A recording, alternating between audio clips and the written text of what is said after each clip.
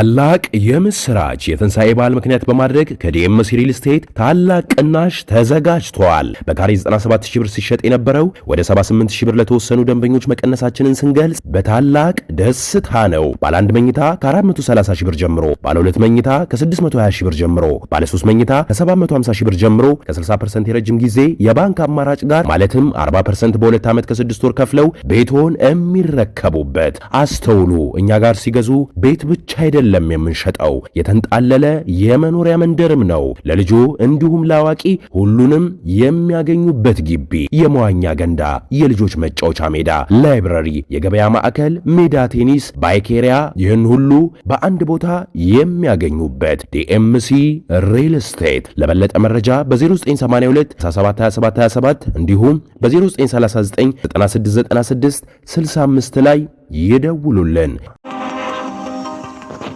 ሰላም ጤና ይስጥልን ክቡራትና ክቡራን የአዲስ ምንጭ ቤተሰቦች እንዴት ውላችኋል? በያላችሁበት የከበረ ሰላምታችን ይድረሳችሁ። ሚያዝያ 11 ቀን 2017 ነው። ለመላው የክርስትና እምነት ተከታዮች እንኳን ለበዓለ ትንሣኤ ዋዜማ አደረሳችሁ። ክቡራትና ክቡራን አሁን የደረሱንን ሰበር መረጃዎችና የዕለቱን አበይት መልእክቶች ቀጥሎ እናቀርብላችኋለን። ከመረጃዎቹ ጋር አብሬያችሁ ቆይታ የማደርገው የእናንተው ውብሸት ታየ ነኝ። እንደተለመደው ላይክና ሼር በማድረግ መረጃዎቻችን ለብዙዎች እንዲደርሱ እንድታደርጉ በአክብሮት እንጠይቃለን።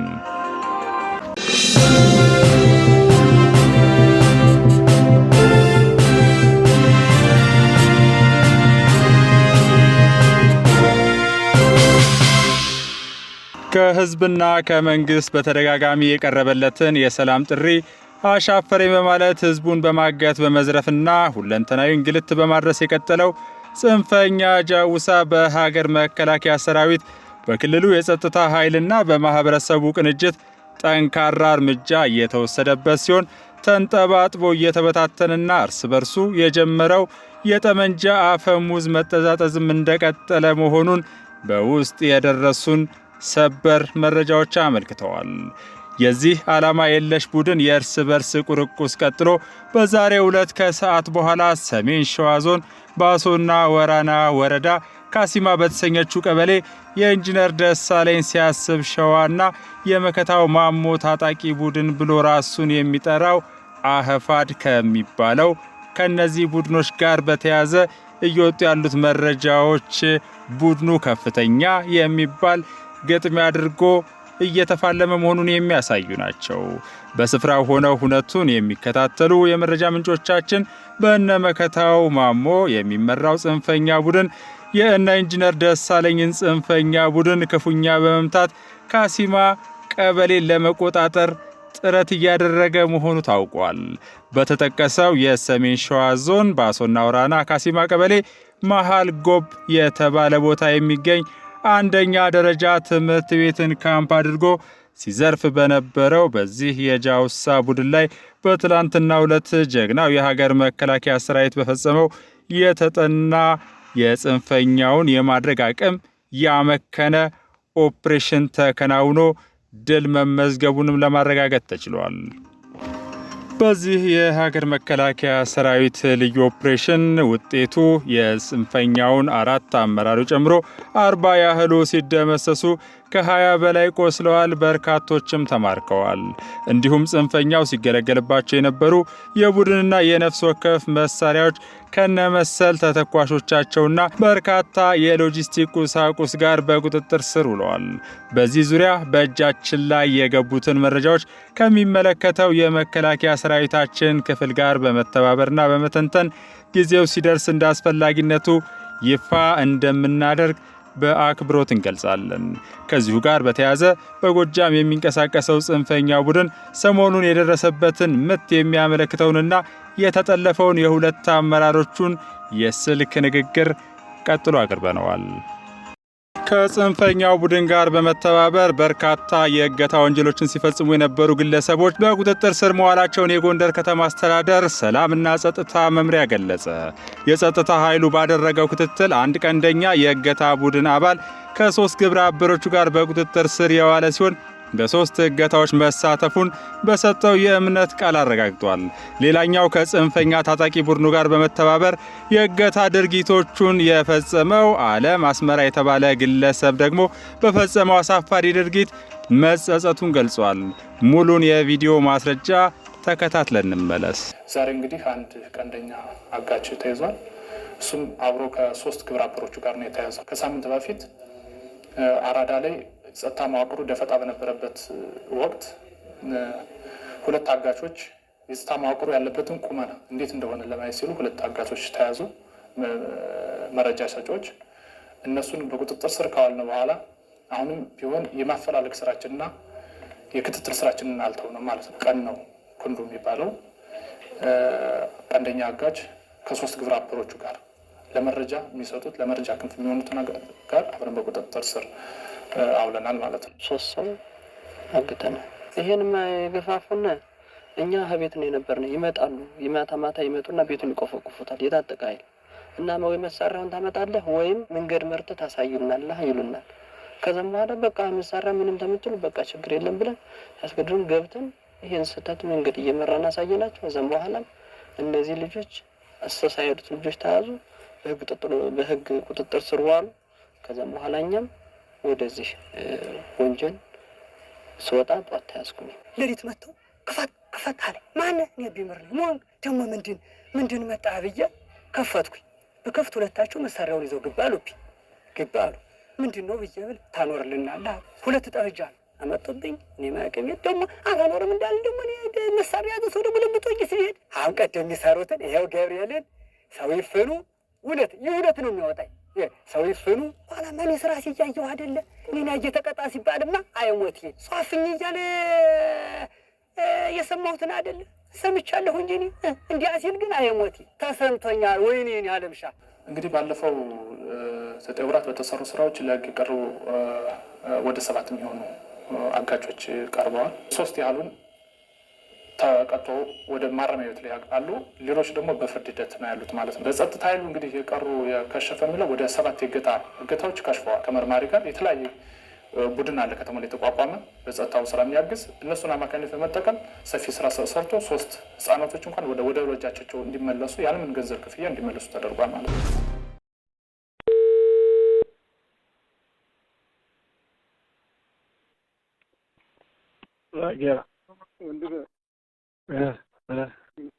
የት ሆነህ ነው? ሰዎች ጋር ነው አራለሁ ነው። በዚህ በታች በጀባር ነው ወይ በዚህ በባህር ዛፍ በታች ነው ያለው። ምን እያደረግ ነው? ደብሮ ነው በርበር ተከባብቶ ነው በርበሩ ተከባብቶ ምኑ በርበሩ ተሰዋጋሪ ሞታ ማውሉ በምንድን ነው? በተኩስ ነው ገብቶ ነው መሰለኝ። በተኩስ ነው በድሮን በተኩስ ነው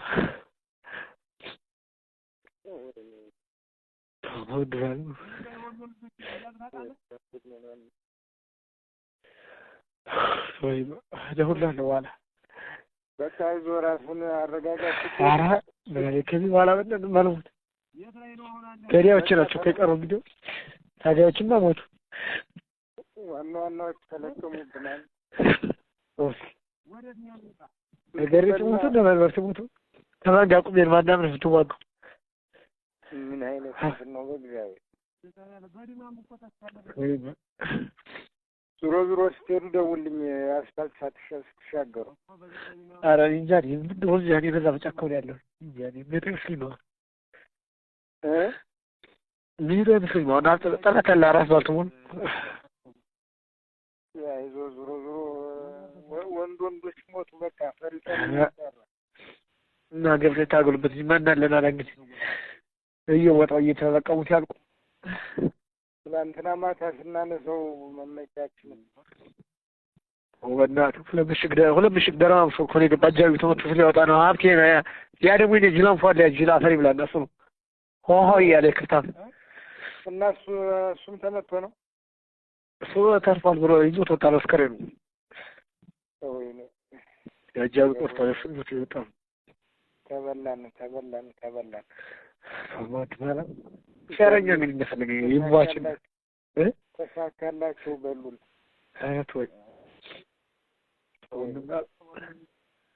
እኔ ራስ አስተልተኛል በዚህ እንደው ይሄን ለፉ ባራገ እንደው መቀየሩ ለቀየሩ አስተረጋጋው ምን አረጋው ዝምሌተን ዛዛንተን ያወራራችን አስተላልፈው ወደ ዕለቱ አበይት መረጃዎች ስንሸጋገር የትንሣኤ በዓል የመልካም ምኞት መልእክቶችን እናገኛለን። ብፁዕ ወቅዱስ አቡነ ማትያስ ቀዳማዊ ፓትርያርክ ርዕሰ ሊቃነ ጳጳሳት ዘኢትዮጵያ ሊቀ ጳጳስ ዘአክሱም ወዕጨጌ ዘመንበረ ተክለ ሃይማኖት የኢትዮጵያ ካቶሊካዊት ቤተክርስቲያን ሊቀ ጳጳስ ብፁዕ ካርዲናል ብርሃነ ኢየሱስ ራፌል የኢትዮጵያ ወንጌል አማኞች አብያተ ክርስቲያናት ካውንስል ጠቅላይ ጸሐፊ ቄስ ደረጀ ጀንበሩና የኢትዮጵያ ወንጌላውያን አብያተ ክርስቲያናት ኅብረት ፕሬዝዳንት ፓስተር ጻድቁ አብዶ የትንሣኤን በዓል በተመለከተ መግለጫ ሰጥተዋል። ይህንኑ ተከታትለን እንመለስ። መንፈስ ቅዱስ አሐዱ አምላክ በትንሣኤው የሕይወት መንገድ ያሳየን ጌታችን አምላካችንና መድኃኒታችን ኢየሱስ ክርስቶስ እንኳን ለ2017 ዓመተ ምህረት በዓለ ትንሣኤው በሰላም አደረሰን አደረሳችሁ። ወአርአይከኒ ፍኖተ ሕይወት የሕይወትን መንገድ አሳየኸኝ። መዝሙር 15 ቁጥር 9-11 ጌታችን የዚህ ሕይወት ትንሣኤ በኩር ሆኖ ተነስተዋል። ከትንሣኤውም በኋላ ለዘላለም በሕይወት ይኖራል። በቀጣይም ጊዜው ሲደርስ እኛ ተከታዮቹ የእርሱን አይነት ትንሣኤ ተነስተን በማያልቅ ኃይለ ሕይወት ከሱ ጋር ለዘላለም በሕይወት እንኖራለን። እኛ ኢትዮጵያውያን ከጥንት ጀምሮ በእምነትና በስነ ምግባር እየተመራን በደልን በይቅርታ እየዘጋን እስከ ጋብቻ በሚዘልቅ ባህለ እርቅ ደምን እያደረግን በወንድማማችነት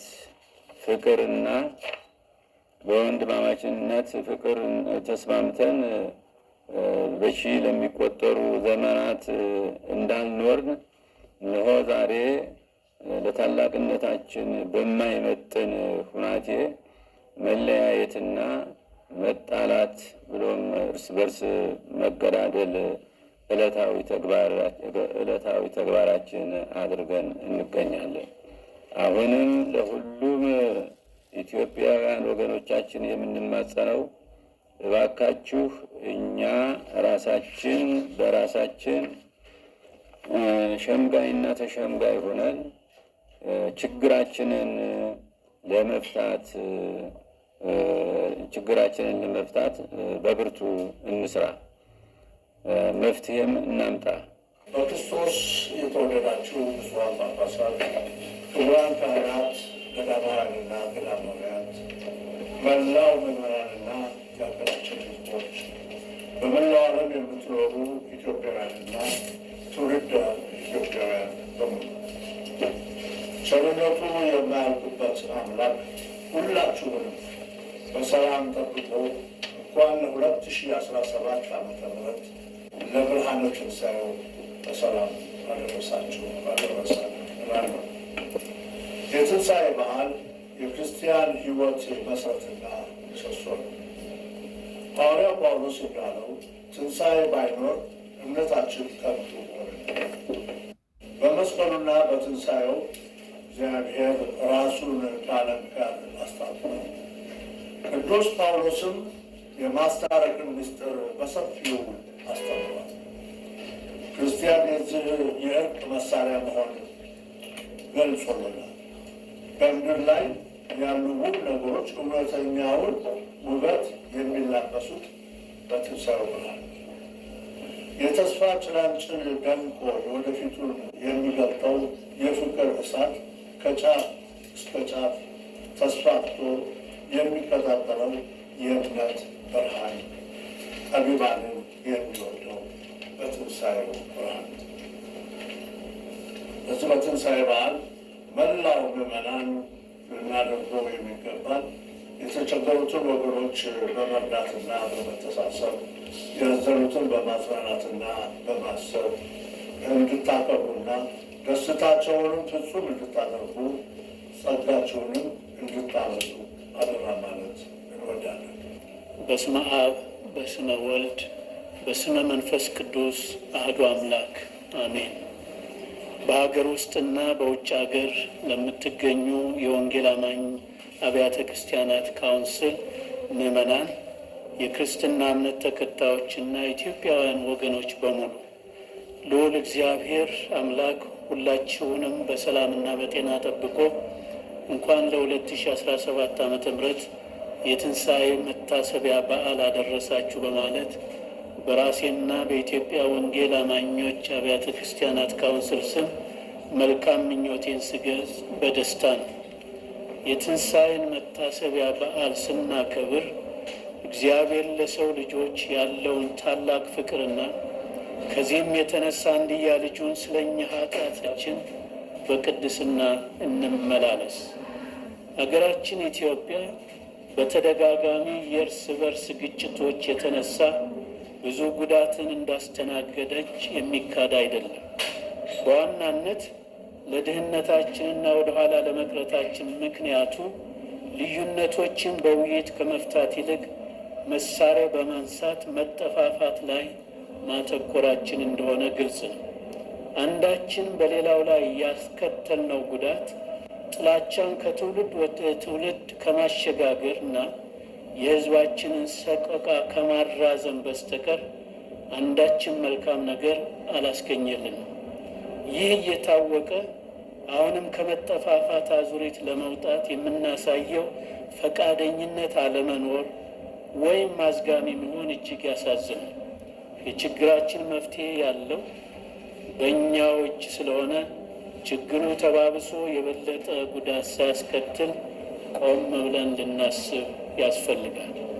በፍጹም ቅንነት መከባበርና መደማመጥ በእርቅ የሀገራችንን ሰላም በአስተማማኝ ሁኔታ ለማረጋገጥና የሕዝባችንንም አንድነት በጽኑ ዓለት ላይ ለማቆም መወያየት ግድ ይለናል። ስለዚህ አሁንም ካውንስላችን የሰላም ጥሪውን በመደጋገም ሲያስተላልፍ በእግዚአብሔር ስም ነው። ትንሣኤ የመስዋዕትነት የጽናትና የተስፋ በዓል ነው። እንኳን ለኢየሱስ ክርስቶስ የትንሣኤ በዓል አደረሳችሁ ያሉ ደግሞ ጠቅላይ ሚኒስትር አብይ አህመድ ናቸው። ሙሉ መልእክታቸውን ቀጥሎ በንባብ አቅርበነዋል። የበደለው ዓለም ነው፣ የተሰዋው ግን ክርስቶስ ነው። ያጠፋው የሰው ልጅ ነው፣ የካሰው ግን ክርስቶስ ነው። ባለዕዳው ሰው ነው፣ ከፋዩ ግን ክርስቶስ ነው። የክርስቶስ ሞት አንድም ለማዳን ነው፣ አንድም ለትምህርት ነው። ስለ ብዙዎች ሲባል መሥዋዕትነት ካልተከፈለ ብዙዎችን ማዳን አይቻልም። ሀገርን፣ ሕዝብን፣ ወገንን ማዳን ከተፈለገ መሥዋዕትነት መክፈል ይገባል። ቃል ክርስቶስ በቃሉ ብቻ አልተናገረም፣ በመስቀል ላይ ውሎ ፍቅሩን በተግባር ገለጠው እንጂ። ራሱ አስታራቂ፣ ራሱ ታራቂ፣ ራሱም መስዋዕት ሆነ። የጠቅላይ ሚኒስትር አብይ አህመድ መልእክት ቀጥሏል። ዛሬ ኢትዮጵያን የሚወድ ሁሉ መስዋዕት ለመሆን የተዘጋጀ መሆን አለበት። በሌሎች መስዋዕትነት መጓዝ የኦሪት ሰዎችም አድርገውታል። 1000 በጎችንና 1000 ፍየሎችን ሰውተው ነበር፣ አልሆነም እንጂ። ሀገርን ማዳን የሚቻለው ሌሎችን በመሰዋት አይደለም፣ ራስን በመሰዋት እንጂ። የራስን ጉልበት፣ ጊዜና ዕውቀት በመሰዋት እንጂ። የራስን ክብርና ኢጎ በመሰዋት እንጂ። ሀገርን ለማዳን ወደ ትሕትና፣ ወደ እርቅና ወደ ምክክር መስቀል አውርዶ ራስን መሰዋት ያስፈልጋል። መስቀል መከራ ነው፣ ስድብ ነው፣ ግርፋት ነው፣ ውርደት ነው። ራሳችንን ለሰላምና ለእርቅ መንገድ ስናዘጋጅ ከብዙዎች ዘንድ ስድብ፣ ርግማን፣ መከራ ይጠብቀናል። የሚያዋጣን ግን ከሊቶስጥራ እስከ ቀራንዮ የኢትዮጵያን መስቀል መሸከም ነው። ለኢትዮጵያ ትንሣኤ ስንል መስቀሏን መሸከም። ትንሣኤ ከጽናት በኋላ የሚገኝ ድል ነው። ከፊቱ የጅምላ ፍርድ አለው። ከፊቱ ውግዘት አለው። ከፊቱ ግርፋት አለው። ከፊቱ መራቆት አለው። ከፊቱ መከዳት አለው። ከፊቱ የፀሐይ መጨለም፣ የጨረቃ ደም መልበስ፣ የከዋክብት መርገፍ አለው። በዚህ ሁሉ ግን በሸላቾቹ ፊት ዝም እንደሚል በግ ክርስቶስ በጽናት ቆመ። ስለ ዓላማ ሲባል መከራን ታገሰ። ስለ ሰው ልጅ ሲባል ሁሉን እየቻለ በጽናት ተጓዘ። ሀገር ጽናት ትፈልጋለች። በመከራዎችና በውግዘቶች ፊት በጽናት መቆም፣ በስድብና በንቀት ፊት በጽናት መቆም፣ እንደ ፀሐይ የሚታዩት ልሂቃን ሲጠፉ፣ እንደ ከዋክብት የሚታዩት ክቡራን ሲረግፉ በጽናት መቆም፣ አብረው የነበሩ ፈርተውና ተሽጠው ሲክዱ በጽናት መቆም ሀገር ትፈልጋለች። በሚጸኑት ዘንድ የኢትዮጵያ ትንሣኤ እጅግ ቅርብ ብቻ አይደለም፣ የሚታይም ነው። ትንሣኤ ተስፋ ነው። ፈተናው እንደሚያልፍ ተስፋ ይሰጣል። አርብን ላየ እሁድ የሚመጣ አይመስልም ነበር። የመቃብሩን ድንጋይ ላየ የሚነሳ አይመስልም ነበር። ማኅተሙን ላየ የሚፈታ አይመስልም ነበር። ጨለማውን ላየ ብርሃን ሩቅ ይመስል ነበር። ሁሉም ግን ተገለባበጠ። ታሪክን የታሪኩ ጌታ ለወጠው። ኢትዮጵያ በልጆቿ ጥረት ታፍራና ተከብራ ለዘላለም ትኑር። ፈጣሪ ኢትዮጵያና ሕዝቦቿን ይባርክ። ሚያዝያ 11 ቀን 2017